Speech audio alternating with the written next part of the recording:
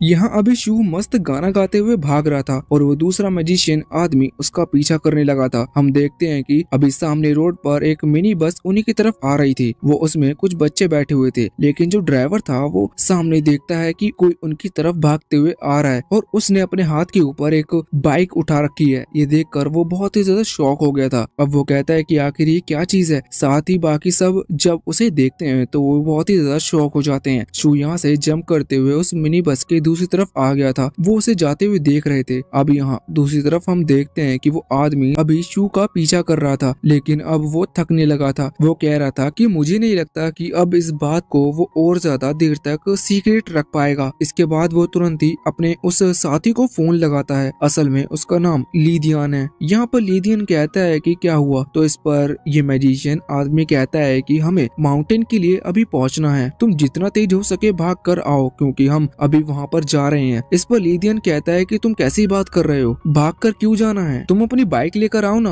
तो इस पर उस मैजिशियन को गुस्सा आ जाता है और वो चिल्लाते हुए कहता है कि तुम्हें जल्दी से आना होगा, ज्यादा बातों में मत लगाओ। इसके बाद वो खुद ही भागना कंटिन्यू करता है। अब जब कुछ देर बाद वो थक गया था तो वो रुक कर कहता है कि आखिर ये लड़का एक बाइक को उठाते हुए इतनी तेजी से कैसे भाग सकता है। दूसरी तरफ वहाँ पर लीदियन भी पहुंच गया था। वो पूछता है कि आखिर तुम्हारी बाइक कौन उठा कर ले गया। तो इस चीज पर मैजिशियन कहता है कि मुझे नहीं पता, वो यंग एज का लड़का था। अब लीदियन कहता है कि लेकिन तुम तो डी रैंक की इंटरमीडिएट लेवल के हो ना, तुमने पहले तो कभी ऐसा होते हुए नहीं देखा। तो इस चीज पर मैजिशियन कहता है कि मैंने 25 साल के करियर में अभी तक ऐसा कुछ भी नहीं देखा था। कि यहाँ पर मैजिशियन ये भी कहता है कि ऐसा हो सकता है कि वो रैंक सी पर हो, इस वजह से मैं उसे रोक नहीं पा रहा। अब लीदियन कहता है कि शायद तुम सही कह रहे हो। वैसे यहाँ पर मैजिशियन को शक था कि कोई भी लड़का किसी गाड़ी को उठाकर क्यों ले जाएगा। वो लीदियन से भी कहता है कि कहीं तुमने 1-2 दिन पहले किसी को गुस्सा तो नहीं दिलाया, वरना तुमसे बदला लेने के लिए वो मेरी बाइक उठाकर लेके क्यों भागेगा। इस पर लीदियन कहता है कि नहीं, मैंने ऐसा कुछ भी नहीं किया। साथ ही यहाँ पर वो ये भी कह रहा था कि ऐसी कोई खबर नहीं आई कि अवेकन ग्रुप का कोई मेंबर यहाँ पर कोई स्ट्रॉन्ग रैंक का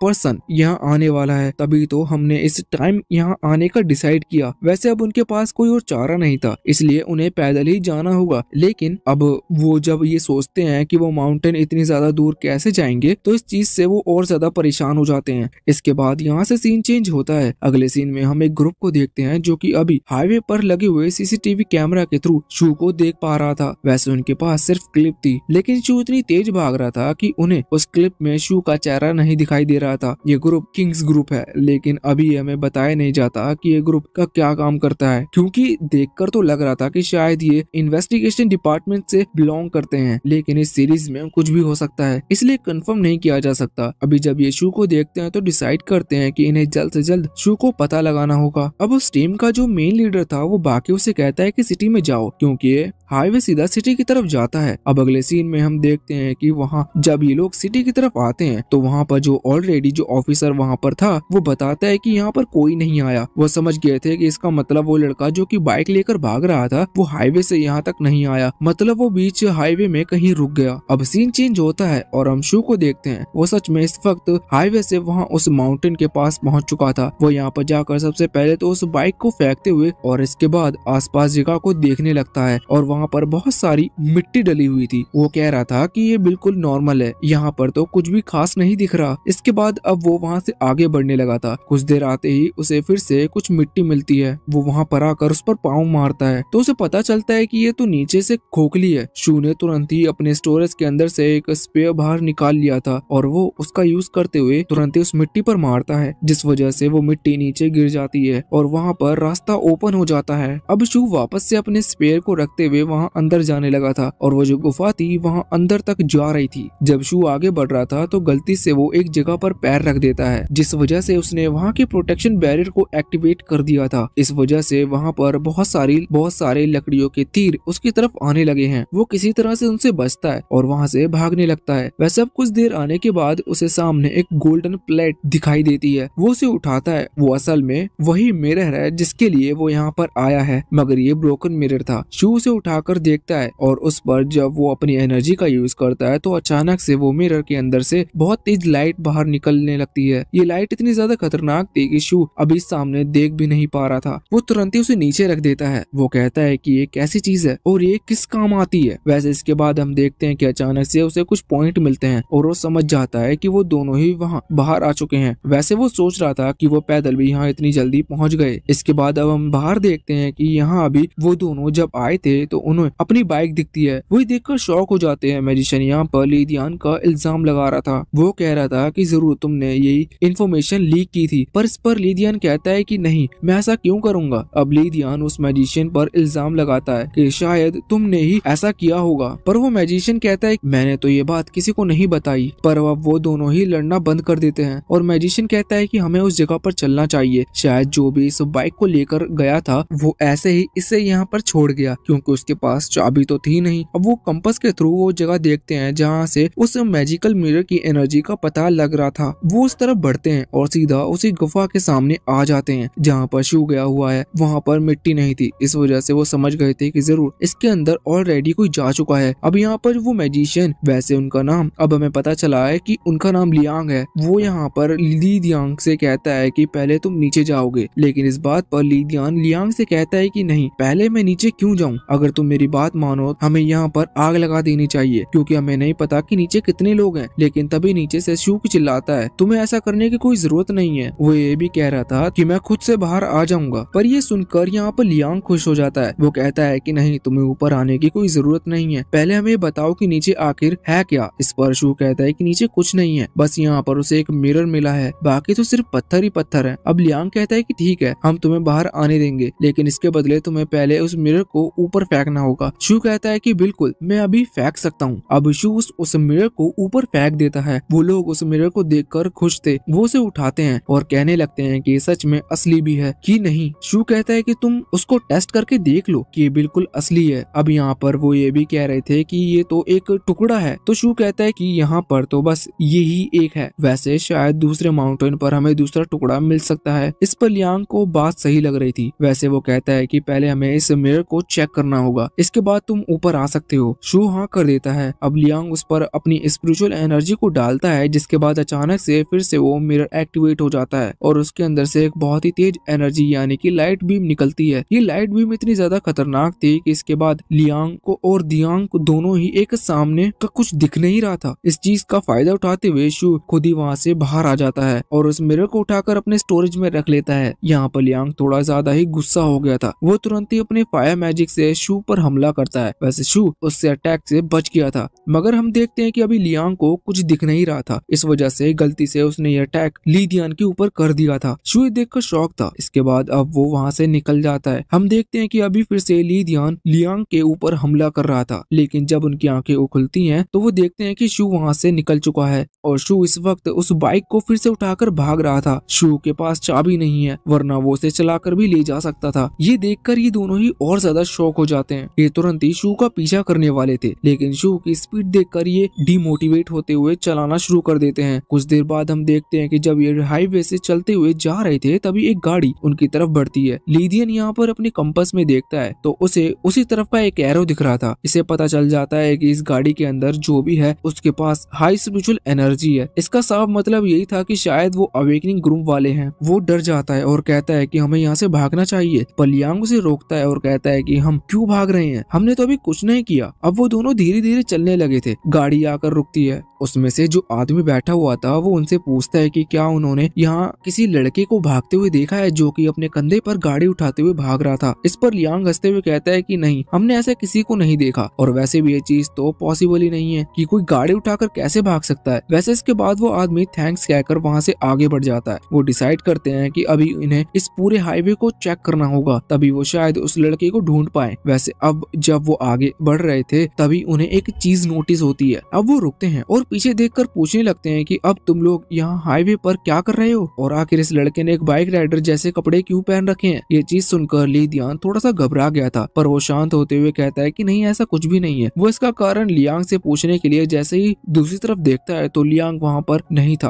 वो पहले ही वहाँ से भाग चुका था और कह रहा था भाई जल्दी भागो। अब यहाँ पर ली दियान भी डरते हुए वहाँ से भाग गया था, मगर इतने में ही वो गाड़ी वाला आदमी निकलकर कुछ मैजिक पावर से, जो कि बाइक्स मैजिक पावर है, उसकी मदद से यहाँ ली दियान को पकड़ लेता है। ये चीज देखकर ली दियान मदद मांग रहा था, पर इतने में ही लियांग वहाँ से फायर मैजिक यूज करता है जिससे वो बच नहीं पाता, इसलिए लियांग खुद ही भागने लगा था। अब ली दियान यहाँ पर कहता है कि मेरी मदद करो, लेकिन लियांग उसकी बात नहीं सुनता, जिस वजह से ली दियान को गुस्सा आता जाता है और वो चिल्लाते हुए कहता है कि इसका नाम लियांग है, इसके पास फायर मैजिक पावर है। ये सुनकर लियांग गुस्सा हो जाता है और तुरंत ही पीछे की तरफ मुड़ते हुए अपनी फायर मैजिक से ली दियान के ऊपर हमला करता है, जिससे कि वो और ये कुछ ना बता पाए। पर यहाँ पर उसने वो अटैक रोक लिया था। साथ ही साथ बाकी जो लोग थे वो ली दियान के पीछे पड़ चुके थे। अभी ली दियान बहुत ही स्पीड से भाग रहा था। इस वजह से वो लोग दूसरे ऑफिसर को भी इस बात की इंफॉर्मेशन दे देते हैं कि लियांग नाम का एक बंदा उनकी तरफ आ रहा है। लेकिन ये देखते हुए उस टीम का लीडर कहता है कि नहीं, हम इस मैजिशियन को यहाँ से भागने नहीं दे सकते। और वो कह रहा था कि तुम किंग से बचकर नहीं जा सकते। इसके बाद अब वो धर्मा प्रोटेक्टर नाम की एक टेक्निक का यूज करने वाला था। इस टेक्निक के बारे में ज्यादा कुछ नहीं पता, क्योंकि जब मैजिशियन को इस चीज का आभास होता है तो वो तुरंत ही पीछे देखता है। अब यहाँ पर वो किंग को पहचानते तो नहीं था, पर उसकी पावर महसूस करने के बाद वो ये समझ जाता है कि यही वो आदमी है जिसके बारे में यहाँ अफवाह फैली है। असल में कहा जाता है कि एक ऐसा कल्टीवेटर जो कि रैंक बी पर नहीं है, लेकिन उसकी पावर रैंक बी वाले से मिलती है। अक्सर ऐसा होता नहीं है, पर इसके लिए लोग किंग कहते हैं। अब किंग अपना अटैक करने वाला था, लेकिन लियांग इस चीज में डर जाता है और पहले ही सरेंडर कर देता है। अब किंग की टीम आके आकर उसे पकड़ लेती है। इसके बाद किंग उससे कह रहा था कि अच्छा है तुमने सरेंडर कर दिया, वरना बेवजह तुम मारे जाते। अब जब किंग की टीम उन दोनों को ही वहाँ से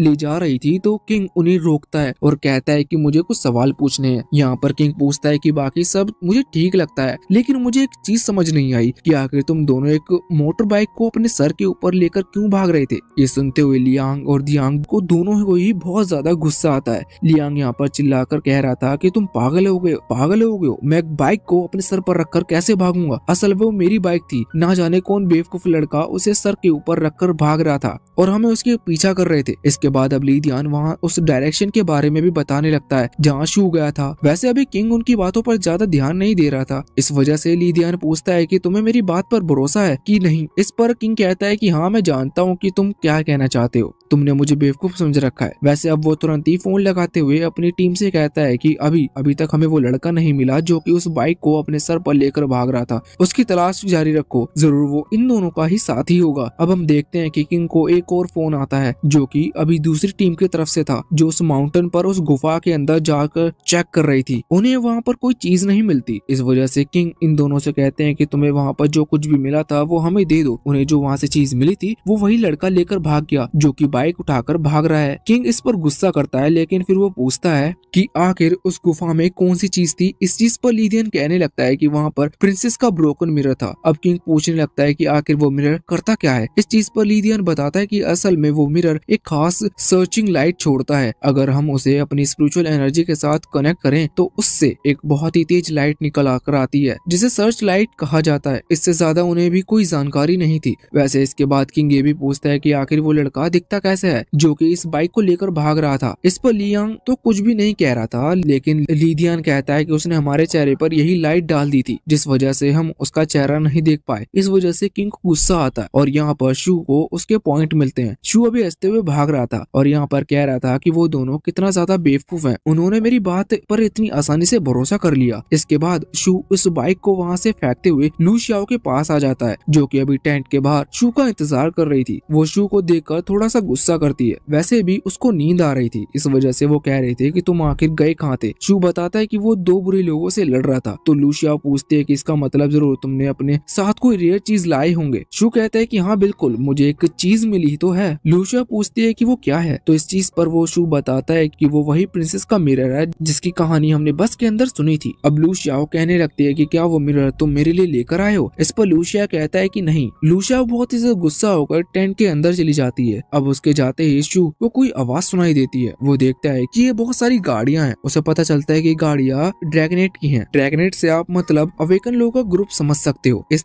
तरह से इसे पुलिस भी कह सकते हैं। उन्होंने उन दोनों को पकड़ लिया था जिनसे वो शू बाइक लेकर आया था। शू देखकर शॉक था। वो कह रहा था कि ये दोनों पकड़े गए, अच्छा है, ये मेरे बारे में कुछ नहीं जानते। वैसे इसके बाद अब जब शू वहाँ उस तरफ जा रहा था तो वो देखता है कि ट्रैफिक जाम लगा हुआ है। यहाँ हमें जानने को मिलता है कि इस जगह पर एक रूइन ओपन होने वाला है, जिस इस जगह से मतलब शू जहाँ घूमने के लिए आया है।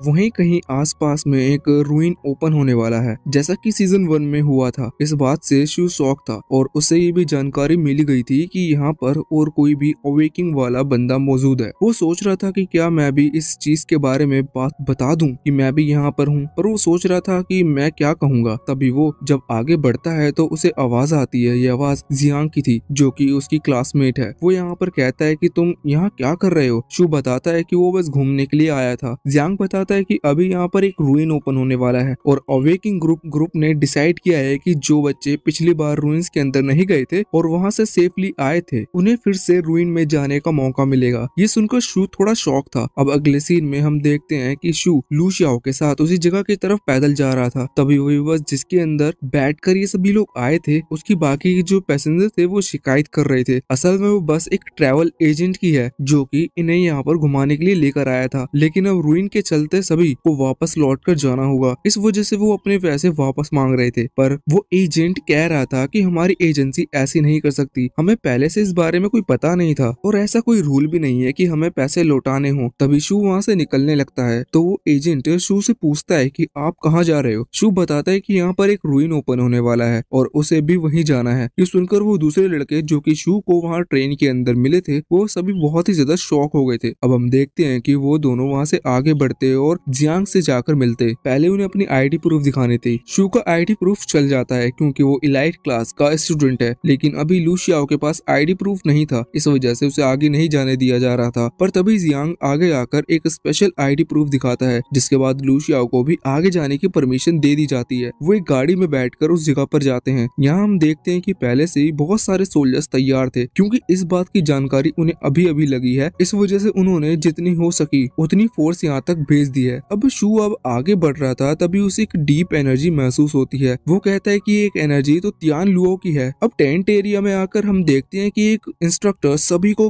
गाइड कर रहे थे कि वहाँ रूइन के अंदर उन्हें सेफ किस तरह से रहना है, क्योंकि कुछ लोग वहाँ पर पहली बार रूइन के अंदर जा रहे हैं और सुना है इस बार बहुत ज्यादा खतरनाक मॉन्स्टर आने वाले हैं। उनकी बाकी सारी बातें तो ज्यादा कुछ काम की नहीं थी, बस मेन बात ये है कि शायद इस वाले रूइन के अंदर भी फॉर्मेशन आई नाम की कोई चीज है, जिससे ये रूइन बंद हो जाएगा। वैसे यहाँ से सीन चेंज होता है और हम शू को देखते हैं जो कि अभी मास्टर ली के पास आया था। ये पहले का सीन है। शू उन्हें वो तलवार दिखाता है जो कि उसे तियान लाओ के पास से मिली है। इस तलवार को देखते हुए मास्टर ली उसे बताते हैं कि ये तलवार तुम्हारे ज्यादा काम की नहीं आ सकती, क्योंकि ऑर्डिनरी मटेरियल से बनी हुई है। ये सुनकर शू निराश हो जाता है। मास्टर ली कहते हैं, देखो मैं तुम्हें जो टेक्निक सिखा रहा हूँ वो सोर्ड ऑफ माइंड है। इसके थ्रू तुम किसी भी चीज को अपनी तलवार की तरह यूज कर सकते हो। तुम्हें बस उनकी एनर्जी का यूज करना है, तुम्हें किसी रियल थिंग की जरूरत नहीं पड़ेगी। पर यहाँ पर शू तो किसी और ही कारण से दुखी था। वो यहाँ पर कह रहा था कि अगर ये किसी अच्छे मटेरियल से बनी होती तो मैं इसे महंगे दाम में बेच सकता था। इस बार मास्टर ली को थोड़ा सा गुस्सा आता है, पर फिर वो गुस्सा ना करते हुए वहीं पर बैठ जाते हैं। यहाँ पर शू कह रहा था कि आप तो कई सारे कल्टीवेटर को जानते होंगे, क्या आप किसी पावरफुल का नाम बता सकते हो जिससे आपको लगता है कि वो बहुत ही आगे तक जाएगा। तो यहाँ पर मास्टर ली किसी लुओ ने तियांग की बात कर रहे थे। अब वो कहते हैं कि उसकी कल्टीवेशन बहुत ही ज्यादा अच्छी है, वो एक अलग पाथ पर निकला है और उन्हें उम्मीद है कि सच में वो एक दिन कुछ बड़ा अचीव करेगा। अब शू पूछने लगता है कि आखिर वो किस रास्ते पर है। तो इस चीज पर मास्टर ली कहते हैं कि देखो कल्टीवेशन में कोई रास्ता डिसाइड नहीं होता। यहाँ पर एक बंदा अगर किसी अच्छी रैंक पर पहुंच जाए या अच्छी स्टेज पर पहुंच जाए तो बाकी सभी वहां तक जाने के लिए उस रास्ते को चुनते हैं। वो रास्ता नहीं बल्कि उस बंदे की वहां तक पहुंचने की वजह से वो रास्ता क्रिएट हुआ है। इस वजह से कल्टीवेशन की किसी एंड को नहीं देखा जा सकता। जिसकी जितनी कैपेबिलिटी है वो वहां तक पहुंच सकता है। वैसे इसके बाद अब मास्टर ली यहाँ पर तियांग लू की बात कर रहे थे। वो कहते हैं कि जहाँ तुम जा रहे हो वहाँ पर तुम्हारी मुलाकात वहाँ के चैन बाली यानी कि तियांग लुओ से भी हो सकती है। वो थोड़ा गुस्से वाला है पर वो बहुत स्ट्रॉन्ग है। ये सुनकर शू कहता है जो मास्टर तियांग लुओ है वो भी नाम से लग रहे हैं कि कल्टीवेटर हैं और चैन बाली तो इतनी बड़ी पोजीशन है, फिर वो गुस्सा कैसे कर सकते हैं। जबकि कल्टीवेशन के दौरान तो हमें इस चीज ध्यान रखनी चाहिए कि गुस्सा हमारे ऊपर हावी ना हो। इस पर मास्टर ली कहते हैं कि ये तो उसका नेचुरल स्वभाव है, तुम उसे उसकी खामियां नहीं समझ सकते। अब शू बात मान जाता है। वैसे हम देखते हैं कि अभी करंटली शू उसी जगह पर आ रहा था जहाँ पर उसे वो तियांग लू मिलते हैं। असल में वो उसी टेंट वाली जगह पर खड़ा है, लेकिन बार बार उसे ये एनर्जी महसूस हो रही है। लेकिन एक बार फिर से एक दूसरी एनर्जी आकर उसे बीच में रोक देती है। वो तुरंत ही कॉन्शियस हो जाता है और अपने आसपास देखने लगता है। असल में उसे यहाँ पर कई फॉरेन कल्टीवेशन की एनर्जी महसूस हो रही थी। फॉरेन कल्टीवेशन को आप इस तरह से समझ सकते हो कि पिछली बार जब रूइन ओपन हुआ था तो वहाँ पर कई सारे स्पाई आए थे जो कि दूसरी जगह से थे। उनकी कल्टीवेशन की शुरुआत थोड़ी अलग तरीके से होती है, इस वजह से उनकी एनर्जी यहाँ की कल्टीवेशन की एनर्जी से बिल्कुल डिफरेंट है। शू अपने आसपास देखने लगता है और कहता है कि अब मुझे और ज्यादा सतर्क रहना होगा। पिछली बार की तरह तभी वहाँ पर लूशियाओ आ जाती है और वो शू को वहाँ से ले जाती है। कुछ देर आने के बाद हम देखते हैं कि अभी लूशियाओ को वहाँ पर एक स्टॉल दिखता है जहाँ पर सभी के लिए खाना बन रहा था और उसे देखते हुए लूशियाओ के मुंह में पानी आ जाता है। लेकिन अब तभी वहाँ पर जियांग आ गया था जो कि बताता है कि उनका टेंट पूरी तरह से रेडी है, उन्हें वहाँ पर चलना चाहिए। लूशियाओ तो वहाँ से जाने नहीं वाली थी, इसलिए शू उसे उठाता है और जबरदस्ती ले जाता है। अब हम टेंट के अंदर आ जाते हैं कि यहाँ पर एक दूसरा लड़का जो कि उसे रूइन में जाने वाला है वो भी खड़ा हुआ था। वो इन लोगों को आते हुए देखता है और कहता है कि तुम भी रूइन के अंदर जा रहे हो। सबसे पहले उसकी नजर जियांग पर पड़ती है और उसे वो लड़की समझ में आता है। वो आते हुए यहाँ पर अपना नाम बताने लगता है कि उसका नाम चेन जुआन है, साथ ही वो अपनी रैंक बता रहा था। इस पर जियांग भी अपना नाम बता देता है और कहता है कि वो रैंक डी पर है। अब ये सुनने के बाद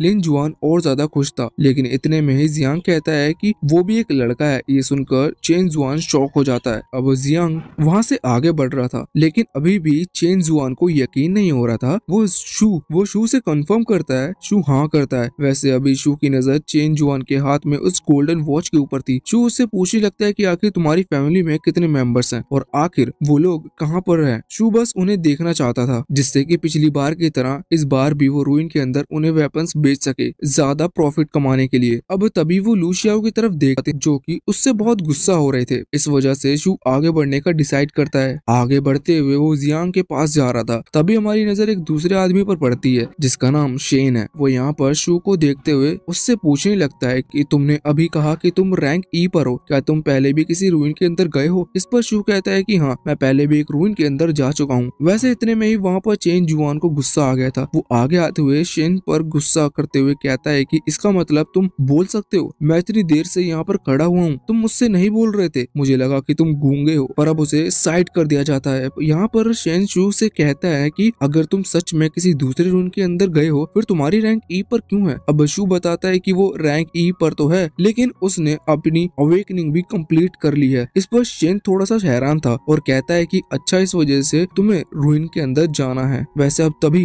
चेन जुआन शू से पूछता है कि आखिर तुम बच्चे को अपने साथ लेकर क्यों आए हो? लेकिन शू बताता है कि ये बहुत ही स्ट्रॉन्ग है और ये भी हमारे साथ रूइन में जाने वाली है। अब हम बाहर आते हैं। यहाँ पर हम देखते हैं कि जितने भी लोग अभी रूइन के अंदर जाने वाले हैं और टेंट के अंदर रुके हुए हैं, उन सभी को खाने के लिए लाइन लगानी थी। सभी लाइन लगाकर आगे बढ़ रहे थे। जब वो खाना देने वाला था, वहाँ पर लूशियाओ को देखते हैं तो वो कहता है कि तुम बहुत ही क्यूट लग रही हो, तुम्हें जितना खाना चाहिए तुम यहाँ से ले सकती हो। इस पर तो वो बहुत ही ज्यादा खुश हो जाती है। हम देखते हैं कि अभी शू और लूशियाओ खाना खा रहे थे तो पास में ही टेबल पर चेन जुआन बैठा हुआ था। लूशियाओ उसे देखते हुए कहती है कि ये लड़का मुझे ज्यादा स्ट्रॉन्ग नहीं लगता, ये तो शायद फ्यूरी को भी नहीं हरा पाएगा। शू कहता है तुम्हें किसी के बारे में ऐसा नहीं कहना चाहिए। वैसे अभी चेन जुआन भी उनकी तरफ देख रहा था और वो शौक था कि आखिर ये बात क्या कर रहे हैं। वैसे अब हम देखते हैं कि चेन जुआन इस वक्त अपना फोन निकालता है और उसमें डिटेल देखने लगता है सभी लोगों की जिनसे आज वो मिला। सबसे पहले तो वो शेन के बारे में देखता है। उसे जानने को मिलता है कि शेन ऑलरेडी 4 लोगों को हरा चुका है, जिसमें से एक अवेकनिंग वाला था और शेन ने उसे जिंदा पकड़ा था, जो कि बहुत बड़ी बात है। ये देखकर चेन जुआन शॉक हो जाता है। वैसे अब इसके बाद जियांग की रिपोर्ट देखते हैं तो उससे जानने को मिलता है कि पिछली बार रूइन में जियांग भी गया था, जहाँ पर उसने 6 मॉन्स्टर्स को खत्म किया। इस पर चेन जुआन और ज्यादा शॉक हो गया था। अब वो शू के बारे में देखने लगता है। इसे शू से ज्यादा उम्मीदें नहीं थी। वो सोच रहा था कि शू उससे कमजोर ही होगा, पर शू के बारे में देखकर वो सबसे ज्यादा शॉक था।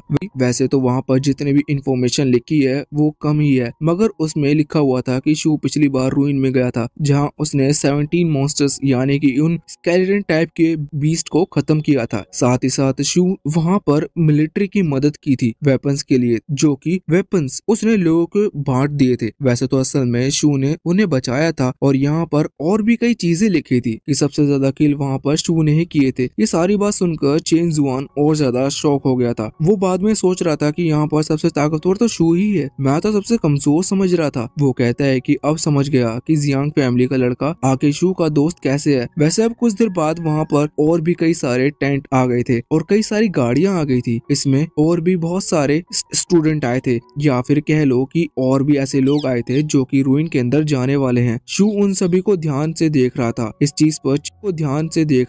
चीज पर चेंज वन पूछता है कि आखिर तुम क्या देख रहे हो। शू बताता है कि वो बस ये देख रहा है कि यहाँ पर किस तरह के लोग आ रहे हैं। वैसे असल में शू वहाँ पर सिर्फ वॉचेस देख रहा था कि किसी ने महंगी वॉच पहनी है कि नहीं। ये सुनकर चेंज वन और जियांग दोनों ही हैरान थे। चेंज वन अपनी वॉच बताने लगता है। वो कहता है कि पूरे 80,000 यान की है। तभी शेन कहता है कि तुम्हें इस तरह से डींगे नहीं मारनी चाहिए, मगर चेंज वन कह रहा था कि उसने ये वॉच नॉर्मल तौर पर पहनी है। उसकी फैमिली उसे महंगे आइटम पहनाने नहीं देती, इस वजह से उसे पहनकर आना पड़ा। वो बस यहाँ पर वो बता रहे था कि कितना अमीर है। वैसे तभी जियांग कहता है कि ये वॉच तुम्हारी उस रूइन के अंदर कोई काम नहीं आने वाली, क्योंकि हम जिस रूइन में पहले गए थे ये वाला रूइन उससे भी ज्यादा खतरनाक होने वाला है, क्योंकि ये जिस माउंटेन पर है यहाँ पर पहले भी और भी कई रूइन ओपन हो चुके हैं और उन सभी की रिपोर्ट यही की है कि इसमें बहुत ज्यादा पावरफुल मॉन्स्टर या फिर स्केलेटन देखे जाते हैं। अब इससे चेंज वन थोड़ा सा डर रहा था। वैसे शू अभी चाओ के बारे में सोच रहा था, क्योंकि जब पुराने रूइन की बात हुई थी तो चाओ की भी बात आती है। चाओ बहुत ही पावरफुल है, उसने उस रूइन के अंदर कई सारे स्केलेटन को मारा है। शूइन तो अभी यही सोच रहा था कि चाओ का कल्टीवेशन भी अच्छा है और वो अवेकनिंग में भी अच्छी है। उसका मतलब ये था कि उसकी रैंक उसमें अच्छी है। अब जैसे ही